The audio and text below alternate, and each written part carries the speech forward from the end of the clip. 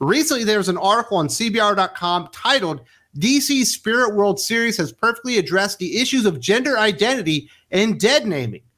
And I guess this is supposed to actually get people excited for the comic book. And here to talk with me about that and why that would never happen is my good friend Doc. How you doing, buddy? I'm better than whoever the hell wrote this article. I think his name's John Dodge or something like that. Well, I don't really give a shit. You got a mangina. A book that perfectly addresses gender identity and dead naming in issue number 2 as they're trying to establish this new character. Wrong audience. This is an American comic book published by DC Comics, one of the premier superhero comic publishers in the history of the world. People do not go to DC Comics for gender identity and dead naming issues and stuff like this.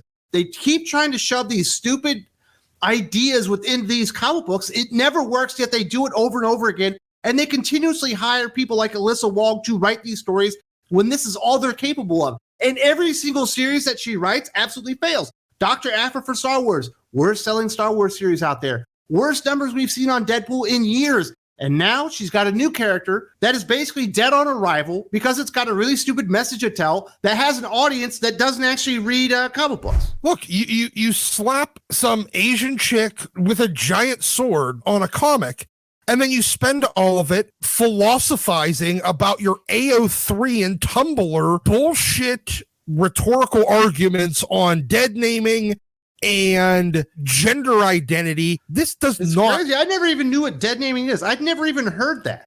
I've heard it, sadly. But this doesn't draw an audience. It's certainly something that there are people out there that care about it, but the amount of people is so small. And then within that, the amount of people that actually care about it that read comic books is likely measured in the dozens, not thousands or even hundreds of thousands or millions like they should be doing for a DC Comics superhero book. Nothing about this is going to put a single ass in a single seat at a single store on the planet. There is nothing here to entice someone to buy. That's the problem. DC, you are selling commercial art product in an action, ostensibly an action genre. You spend page real estate just going over this pointless drivel, and the only actual article that you could get somebody to fucking write on it is about the most boring part of anything that you could have possibly put in this friggin' comic. If you don't believe Doc, this is what the article states. Unfortunately, the Envoy's life is quickly proving to be as difficult as it is relatable, although neither of the facts have ever made them question exactly who they are or their place in the universe. In the midst of their interdimensional adventures, Xanthi and John Constantine have ended up at the former's childhood home in Gotham City's Chinatown. As seen in Spirit World number 2, things don't go as well as anyone had hoped despite their best attempts. After being dead named and misgendered repeatedly by their parents, Xanthi decides the time has come to leave, only to be stopped dead in their tracks by a binding talisman drawn up by their mother. That's supposed to sell beyond the comic book, Doc. That doesn't... Like, why are they ruining Constantine, saddling him down with this stupid-ass story? He's one of the coolest characters in comic books. Because no one would buy this comic book with this character in it and this plot if they didn't try to fucking coattail ride a character that anybody would actually spend money on. Nobody has convinced anybody to ever spend a dime on fucking Xanthi somebody or other by Alyssa friggin' Wong. You know what's crazy? Remember we read the teaser story that came out, I believe, in Lazarus Planet Alpha? I think there was a backup. It was like 5 or 6 pages. And you and I both believed that it was actually pretty good. At least the teaser that they did, I was like, wow, that sounds interesting. But I don't buy snake oil. I don't buy fool's gold. I knew because it was an Alyssa Wong created project, it would absolutely go to shit almost immediately. And here we are at issue number 2. And once again, it has happened. Getting dead named by your parents. You know what this is? This is a somehow less amusing version of all the time Sean Connery called Indiana Jones Henry in the, like, in Indiana Jones 3, or Junior in Last Crusade. That's what this is, except for none of the charm or the anybody gives a fuck about it. Or the wild adventure that, you know, buys you into the story, the relationship between the parents. Yeah, none of that. The article continues. It gets more exciting, Doc. This isn't just true of those with questions regarding their gender, but those who are struggling with their identity in general. Considering the myriad number of beings that exist throughout the DC universe, questions of gender identity might seem like some of the smaller concerns, but they are also ones that hit the hardest. Thankfully, heroes such as Xanthi are there to provide pitch-perfect examples of how to not just be themselves, but how to respond when the rest of the world can't see them for who they are. What a stupid take. You wonder why all of your bosses at CBR just got fired. Because they were fucking supporting you in the work that you were doing, and your stupid ass takes. Those are so dumb. People don't take you seriously. The title of the article isn't even outrageous enough to get like a hate view on this one. It's so stupid. It's so eye-rolling. And then when you actually read the contents, it's so fucking predictable. This is why they had to do wholesale changes at CBR and go in different directions, because of idiots like this that don't actually know what comic book fans want to hear. Nothing about this, any point here, at any point, does it actually talk about the story and why you should read that?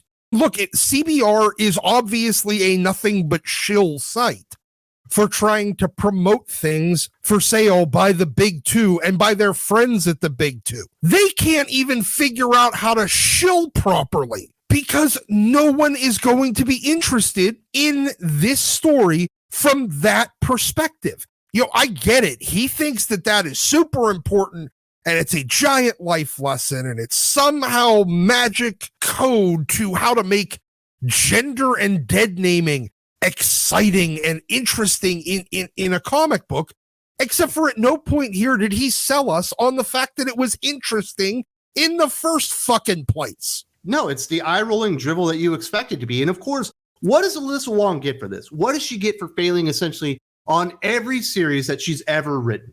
You know, and obviously tanking her original character here in Spirit World on issue number 2, she gets promoted. Marvel Comics has revealed Captain Marvel is getting a reboot with a new number 1 from Alyssa Wong launching October 25th. The news comes with a new costume design by Jen Bartel for Captain Marvel and what Marvel is calling an all-new era. Jen Bartel's recent Hellfire Gala design for Carol was a hit with fans, and now she's delivered a sleeker, modified version for Carol's new journey.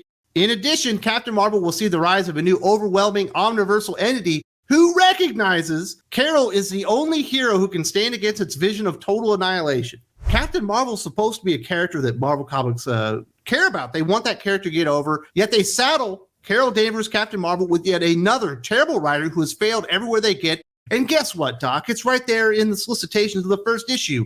This new entity already recognizes that Carol Danvers, Captain Marvel, is unbeatable. It's an omniversal threat. So guess what? It's just going to end up being a story about a billion different Carols from every universe conceivable, but the one from the 616 is somehow superior. This is just so predictably boring. I mean, what do you think about that new outfit from Jen Bartel, Doc? It was a hit with fans. It looks like a goddamn marching band. Like it looks like a drum major's jacket over top of her old costume. She literally stole that from a high school marching band drum major. You didn't take the hat and the little plume thing too. Probably should have done that. It would have worked better. Take their fucking saxophone or trumpet too. This is why I can't feel bad for Marvel Comics. This is why I don't feel bad for DC Comics. And quite frankly, why I don't feel bad for an overwhelming majority of the people that were on the hashtag comics broke me bullshit that was going on last week. You all broke comic books, and DC and Marvel are willing accomplices to this because they keep hiring the same stupid writers that had the same stupid concepts that have not gotten over with readers for years upon years. In fact, not only have they not gotten over, they've actually drove them away to another comic book medium called manga, and they're basically sitting there happy with their good stories. Maybe they would like to come back to Marvel and DC Comics and enjoy some of these heroes, but as long as Marvel and DC keep making the same mistakes over and over and over, it's just going to get worse and worse and worse. We have not hit the low water point of these problems, Doc. Not even close. Their apparent target audience is people that write articles for CBR that believe that the ultimate, like, mystical fucking ward against binding spells in the DC universe is the power of self-delusion. This is not the first time I've talked about Alyssa Wong and her agenda in comic books to actually drive people away and just change the culture and try and bring in a new audience. It does not work because, quite frankly, Alyssa Wong is not good enough of a writer. She's tried to do this for Star Wars for years. I talked about it from an interview a couple of years back where she said she was trying to gay up Star Wars.